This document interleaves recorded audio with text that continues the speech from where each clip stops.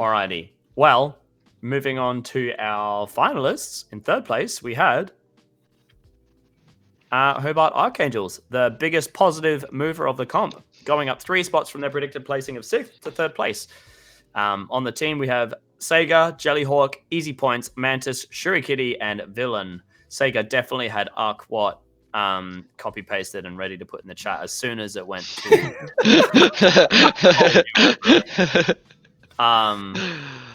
Yeah. Well, I don't know who took the last team, but Runt, makes sense for you to take this team again. So you lead the way. What did you notice about how they played?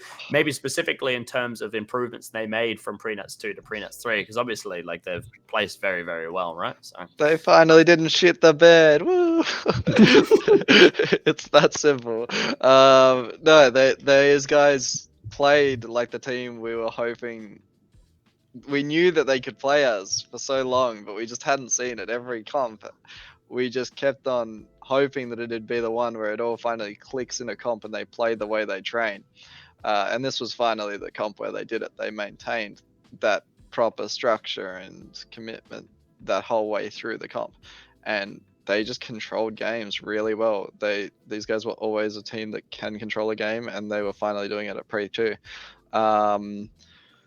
Their pack on pack has also improved a lot by the looks of things. They're a lot more sure of their positions. Their changeovers are a lot faster. They had that sort of go-to structure that worked every game, if that makes sense. And their calls in-game were more adaptable, and a lot more aggressive with it if the game started to open up and they were joining in with it. Yep, Spider? Yeah, I think when we put out our predictions video through LSA, Sega made a comment and said that they put themselves in finals, and I was like, okay, you wouldn't do that if you weren't confident, and so I was really expecting like a change this comp, and I think we all saw it, which is really, really good to see. I think the one thing that benefits this team heaps, especially in Prenuts 2, is, I wouldn't even call it home side advantage, but like being confident to shoot bases. Like they seem like one of the teams that can just like get in a base and put a shot in and make it work. Whereas a lot of teams like are scared to do that. And whether you get denied like a lot more because of that, you're still going to get a lot more bases in return. So I think it's like something that kind of weighs out evenly. I definitely really enjoyed the way that they would like spread out. I think they take a lot off you being the Vikings, Brendan. I think like the ability to like verse you and learn from you guys is like what benefits them insanely. And I'm really, really keen to see where these guys end up in nationals when there's like a massive gallery of teams for them to verse, because I think they're just gonna, as Ryan says, just like take some skulls and just really climb up the ladder into territory that they might not be used to. Yeah, it's so good to hear that they are just doing that walk in, pop a shot in base, because it's that thing that they were always capable of doing. And before Pre 2 we were saying we want to see them actually doing it in a comp. So it's really good that they've done the exact things that before the comp we were saying we hope they do. So good to see it. Happy days. Well done, Archangels. Gentlemen, both of you, who was your standout player on the Archangels for this tournament? Good question. Don't both of you speak at once. That's what we're kind of waiting for. We're like, I always just give the obvious answer in Jelly, because he's the one that screws me personally the most. Yep, that's an acceptable answer. He's also the one that I think another important thing to mention about these guys, until like the grand finals, they didn't lose a game in blue, which is really, yeah. So it kind of confirmed the theory that all you need to play blue, you need a good anchor and you need good comms. And I think a lot of the reason we saw such a skew in blue is that lower tier teams don't have that. So blue is the base that gets punished incredibly hard. I think these guys proved that you can be blue, and if you have good comms and a good anchor that can step to that half and not stick his gun out, then you're set. You're so set, and that's what these guys were. So yeah. I think for me, to just not copy Brendan, I really like what I'm seeing from Sega. I think he's someone that when I first saw him had like very big ego, but like nothing to back it up. And I'm seeing a lot of ego now, but the issue is like he can back it up most of the time, That's when which it's is really healthy, right? Like if the ego yeah. can be backed up, that's when it's probably okay. You That's what I like to deserve see. it. I think kind of the way this team does well is they hype each other up. Even like they have a loss and they kind of like get down in the dumps, but they just use each other's energy and just like hype back up. Just get all this like energy going. And I think Sega's like one of the people that just kind of does that and takes the lead. Is just the hype man. I think this comp, he made lots of decisions. We spoke heaps, and I'd be like, I don't like this. I want to see this, or like nothing's going to happen. And then yeah, they like win games they're not supposed to win, and he comes straight over to me. He's like, yeah, yeah. What do you think? What do you think? And I was like, yeah, good job. You smashed it. Yeah, I think I love that side of him. I think just like moving forward, keep it in control and understand like what's ahead of you. I think this team could very easily get maybe not cocky, but like very confident. And I think you need to stay composed if you want to repeat this kind of performance. And don't see this as like a complete win. Understand that there's still more you can do. I think that if there's a team that can really try and like slow down the top tier, it is this team because they'll be seen as like underdogs. So I think these guys have a good journey ahead of them for nationals, and I really want to see it go well. Very nicely said, Spider. Do either of you have any bits of advice for the team going into Prenats 3, knowing that it's going to be, pretty much all of the top 10 teams are going to be at Prenats 3, minus like a couple that are missing, like Cobras and such. So, yeah, what do we have for this team in terms of preparation for Prenats 3? I really hope they keep on training hard the way that they were for Pre 2. I think it's easy to get very hyped up. We are very hyped up for them, but so far this has been the exception to the rule, not the rule. These guys have so far been a very inconsistent team. This company saw them be consistent. I think it's very daunting to them to be placed this high, and expecting to be placed this high could crash them down in the future if they don't perform this well again. So understand, getting top 3 is amazing, but it's probably not the rule yet, except that you're probably going to lose games to lower tier teams, and you guys really need to figure out how to play consistently in a way to not drop to those lower tier teams, to make sure that you guys are consistently in that higher tier, and that higher tier is brutal. Yeah, I think I like from what you said and what I said previously. It's just like keep a cool head, understand that everything you did was the right thing to do. It can obviously be improved, but yeah, don't get too carried away, and just make sure you stay cool moving forward, because yeah, it's only Prenats 2, and then you got Prenats 3, and then you got all of nationals. So you got heaps of time to progress, but also heaps of time to like fall off. So don't stop. Yeah, stay disciplined, keep working on being 1% better every time you walk into a training session. Be 1% better by the end of that session. Don't let that fall away. And I'm really looking forward to playing this team myself. Aftershock's going to be at Prenats 3, so keen to see these guys when they're like on cloud 9 performing and stuff, see what they can do. Any parting thoughts before we move on to our second place team? No. Good to go. Good to go. Moving on. Team Magma. Final placing, second. Predicted placing, second. We had Peregrine, Link, Shock, Madcans, Trainer Bread, and Cyrex.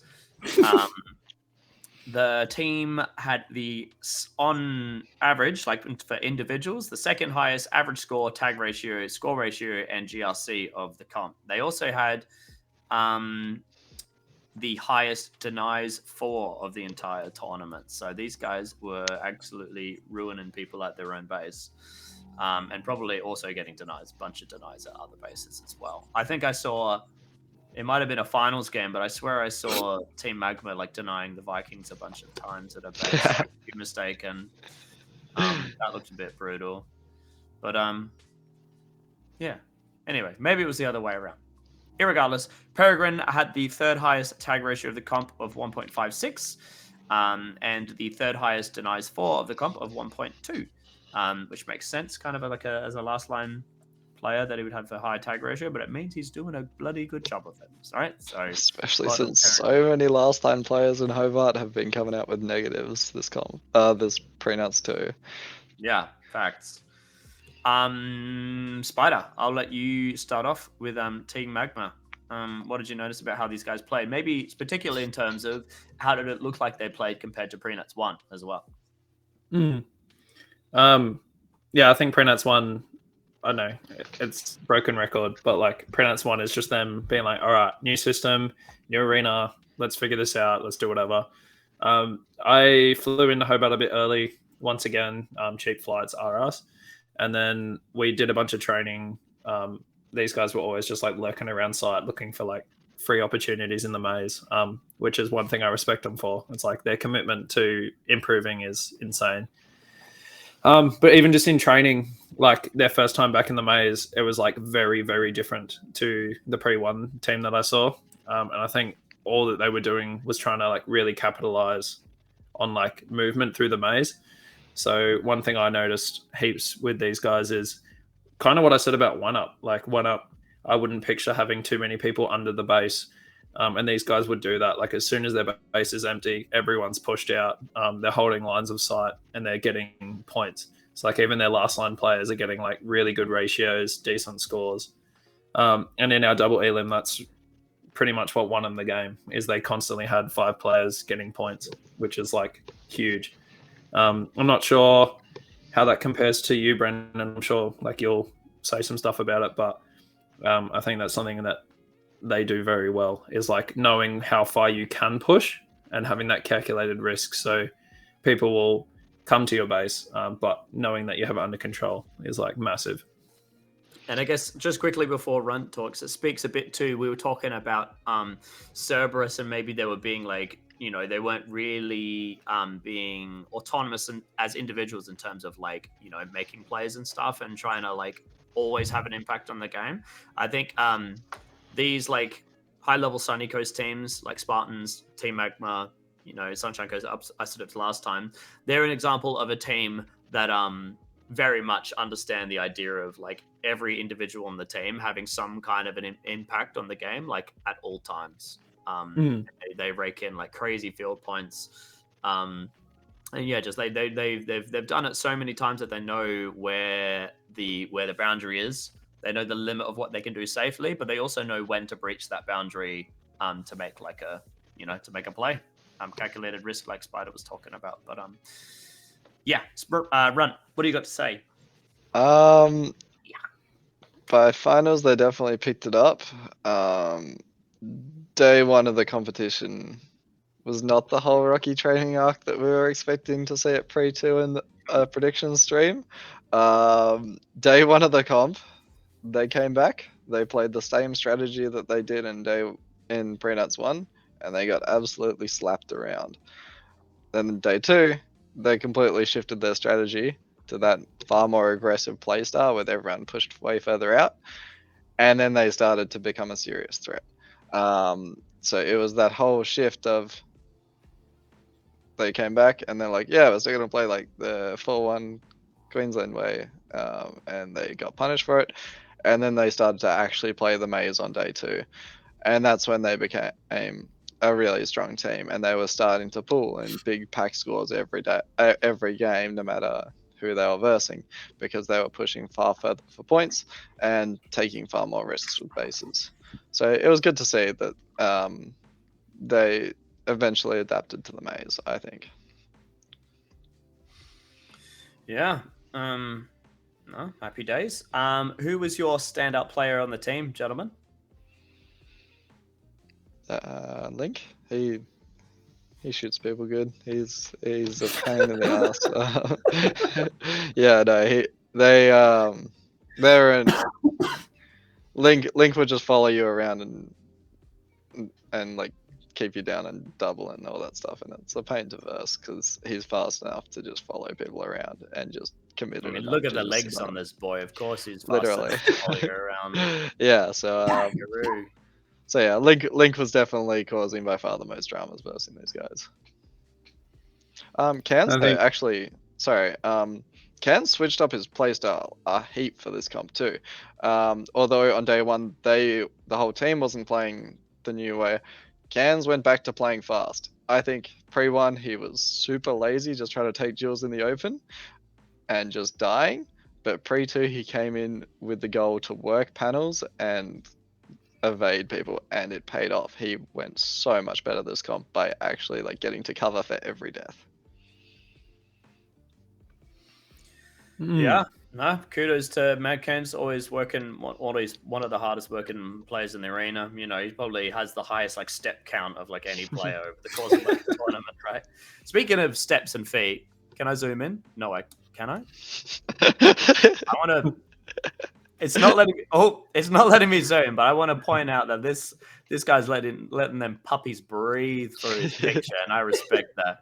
You know, no shame in getting the dogs out. I mean, after like all the running he would have done, those boys are screaming for air. So I understand. I just wanted to point that out. Anyway,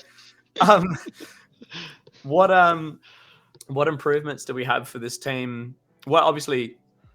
So what we're going to see is Link, Madcans, and Peregrine are going to be going with their full Spartans team, and then Sunshine Coast Storm with Cyrex, Bread, and Shock are going to be playing with their full Storm team. So, in light of that, what things would you like to see, maybe from like the individuals, to improve for next time? Spartans is gonna suck to verse. I'm not keen for it at all. I don't know. I think let Link go more. I think the games they did well in, they just let Link send it and just mop the floor with the maze. And the games where they struggled was when they kept Link on a leash. So yeah. Also, a lot of the times, holes in bases, you could get past the defenders without them seeing you. It's that same thing as Aqua. With the 4-man day, they were pushing to a point where they actually didn't have all the lines of sight covered. So yeah, that was far more occasional than Aqua though. That was a very minor thing I saw. As one of the biggest points that I saw is like, our team was trying to like not. Well, I specifically was trying not to be too solo-y, but there was a lot of times where I would see a lot of these guys committing to a base and then be able to like get into their base quite easily by just running through and around certain walls. Like they weren't covering all the angles. I think it works because it always pays off for them anyway. But I think they might be able to try and like work on that push a little bit because there seem to always be holes. And I think if teams can be in the right spot at the right time, then they're going to get punished pretty hard for it. I think Peregrine is kind of following along the road of Cans a lot. He's getting like real fast and really smart with where he moves. And I really like seeing that from someone. He's like an old New South Wales boy, so it's always like a proud moment to see that happening. And I think you touched on it too, Brendan, but it seemed like Link was like let off a little bit sometimes. And I think that's what Spartans need is it's always kind of like Cans running around and leading the ship. And I think that's when they do well because it's very organized and easy to follow. But when Cans is like off somewhere else and Link has opportunities, I think he should be able to like make calls and go crazy because he always seems to be like in the right place at the right time, but not doing anything and not taking advantage of it. Not doing anything. That's them fighting words, boy. It's like I feel like he sees things and he wants to do it, but he like doesn't. And I think I'm not sure. It's hard to know because not knowing what's going on the inside of the team, but yeah, it just seems that way. Cool. Any final thoughts before we move on to our final team? I was going to add on to that, but I'm really keen to see what this team looks like moving forward because obviously like it's exactly 3-3 of two different teams, but I really want to see Spartans do well this year.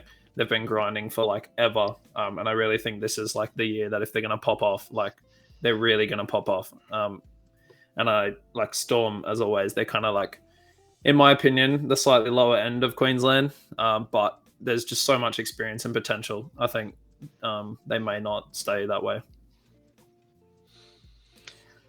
Yeah, and then of note, yes, Bread's actually just reminded me he got food poisoning for this comp, so he didn't really get an opportunity to play. So that's sad days. Hopefully you stay away from the.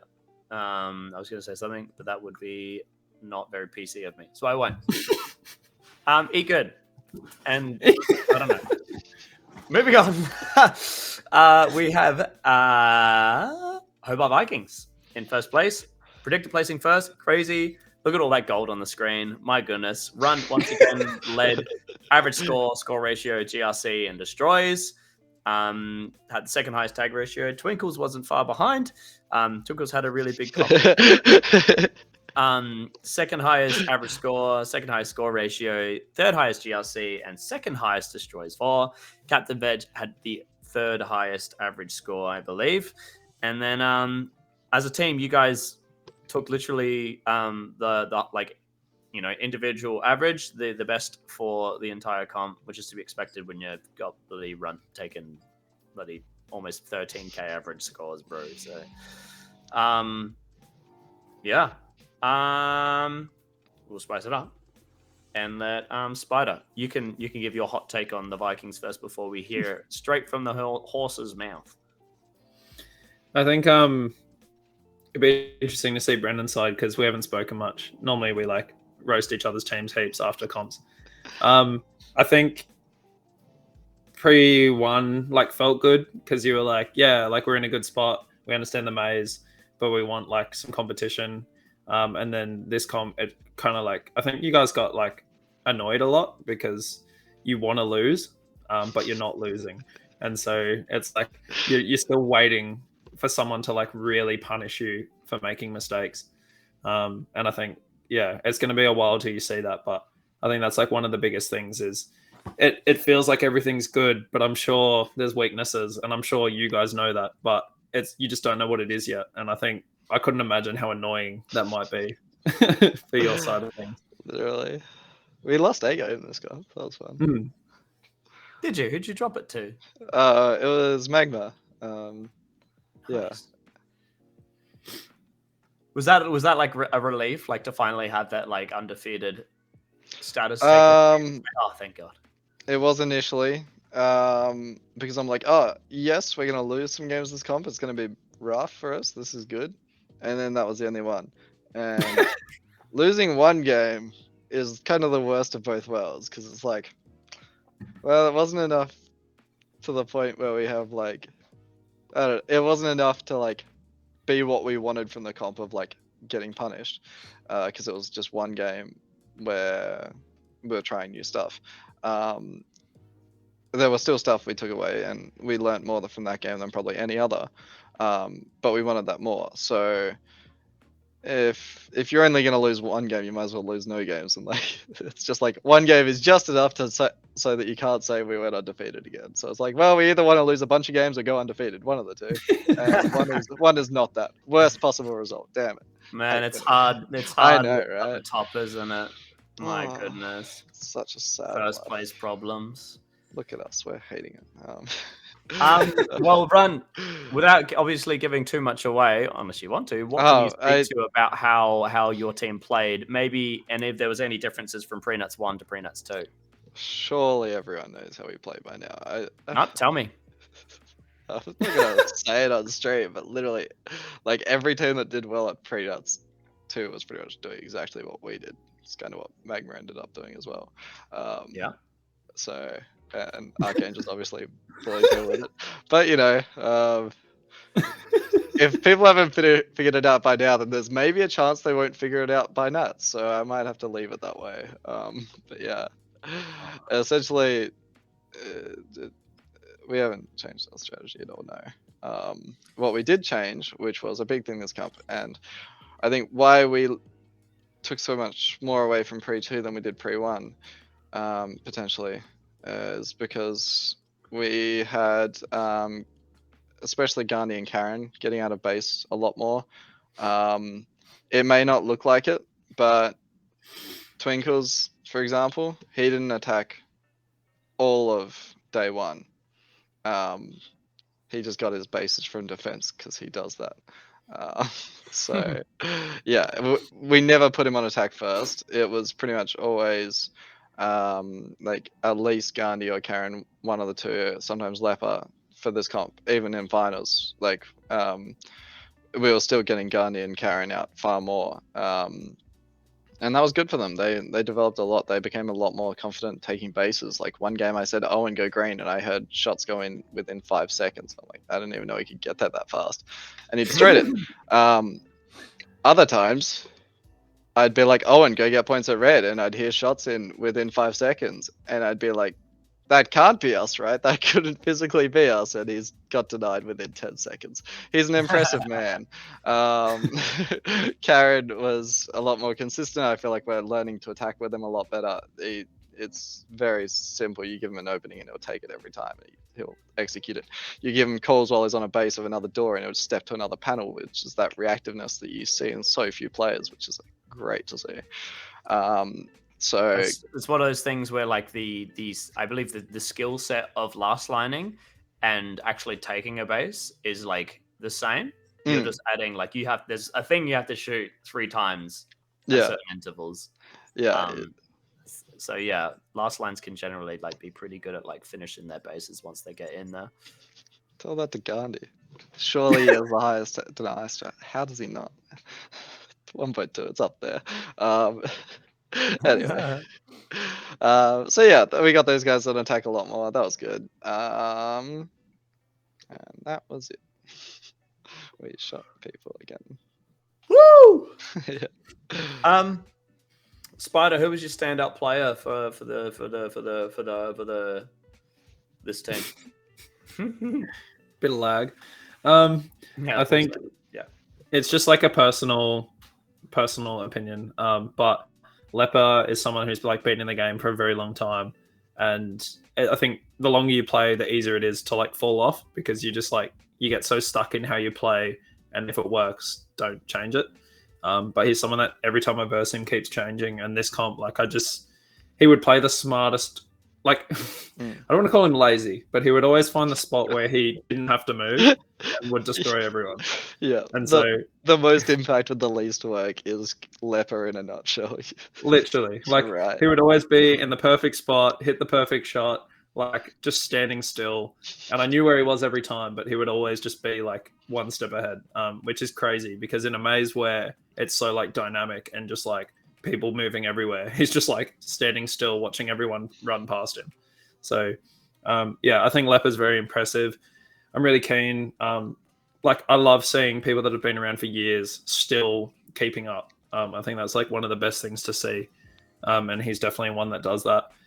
And then you said it, Brendan, but it was really good to see Gandhi and Karen going out. I think Gandhi's like the one that's been struggling the most. Karen's always been like semi-confident or like too confident, but Gandhi's been someone that's always lacked confidence. And I think this comp, just seeing him out and like seeing him run at you is like the best feeling ever. Because you're like, yeah, he's doing it. And, yeah, I think I commented like after versing you the first game, and I was like, keep doing this.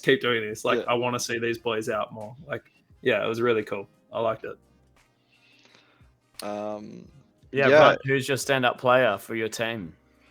I'm gonna go Karen. It felt like he bumped up into a role of a very consistent attacker for us. I would never feel sad if someone came home and I looked around me of who to send and all of my team was on reload except for Karen. Like I would never.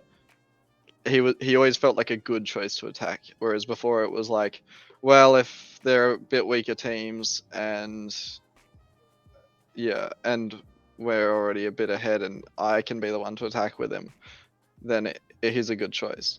But this one, it felt like, yep, Karen, go. And he'd be completely solid throughout the game. You wouldn't have to worry about, is he just getting absolutely railed out there? He picked it up a lot.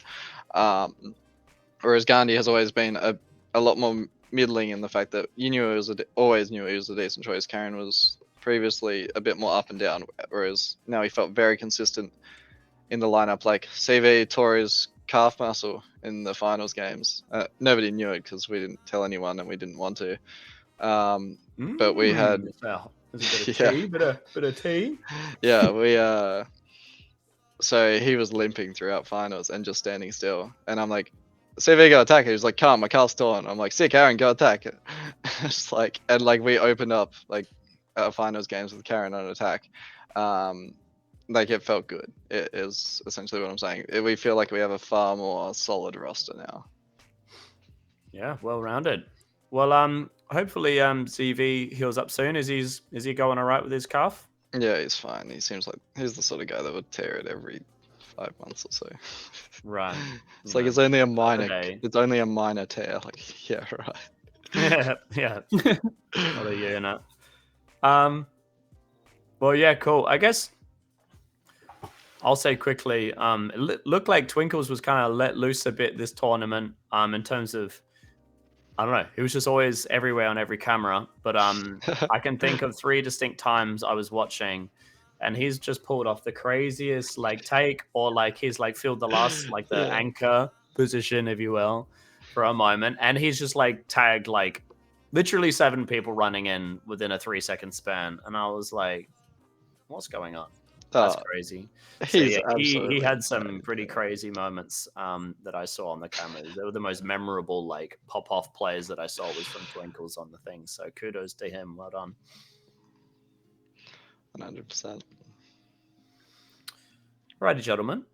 Well, do you have any last things to say about the Vikings before we move on to the last little bit of the stream? Twinkles was interesting because he wasn't meant to be off the leash more, but he was.